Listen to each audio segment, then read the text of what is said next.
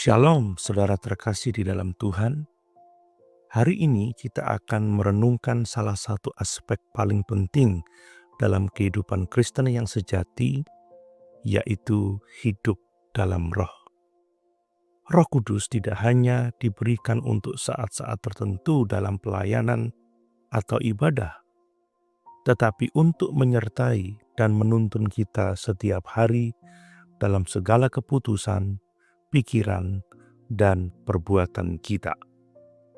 Mari kita simak dua bagian firman Tuhan. Galatia 5 ayat 16. Maksudku ialah hiduplah oleh Roh, maka kamu tidak akan menuruti keinginan daging. Roma 8 ayat 5-6. Sebab mereka yang hidup menurut daging memikirkan hal-hal yang dari daging. Mereka yang hidup menurut Roh memikirkan hal-hal yang dari Roh, karena keinginan daging adalah maut, tetapi keinginan Roh adalah hidup dan damai sejahtera. Hidup dalam Roh bukanlah suatu pengalaman sesaat, tetapi cara hidup yang terus-menerus. Hidup dalam Roh berarti hidup dalam ketaatan, peka terhadap suaranya, dan menolak untuk tunduk kepada keinginan dosa. Mari kita renungkan 3 hal penting dari ayat-ayat di atas. Pertama, hidup dalam Roh adalah pilihan dan disiplin setiap hari. Paulus berkata, hiduplah oleh Roh. Itu berarti kita harus secara aktif memilih untuk taat kepada Roh setiap hari. Hidup dalam Roh bukan otomatis. Kita bisa saja tergoda untuk hidup menurut keinginan daging.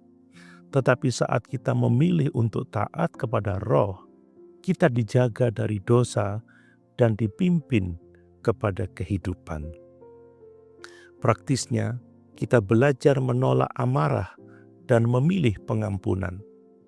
Kita menahan lidah dari gosip dan memilih kata-kata yang membangun. Kita tidak menuruti keinginan duniawi, tetapi memilih kesucian. Kedua, hidup dalam Roh menghasilkan hidup dan damai sejahtera. Roma 8 ayat 6 mengatakan bahwa keinginan Roh menghasilkan hidup dan damai sejahtera. Berarti ketika kita mengikuti tuntunan Roh Kudus, kita mengalami damai dalam keputusan-keputusan penting. Kita punya kejelasan tujuan hidup, dan hati kita tidak digoyahkan oleh tekanan dunia. Sebaliknya, mengikuti daging hanya membawa kekosongan, kesesakan, dan maut. Ketiga, hidup dalam Roh mengubah pola pikir kita. Roma 8 ayat 5 berkata bahwa mereka yang hidup menurut Roh memikirkan hal-hal dari Roh. Artinya, Roh Kudus mengubahkan cara berpikir kita dari fokus pada diri sendiri menjadi fokus pada kehendak Allah.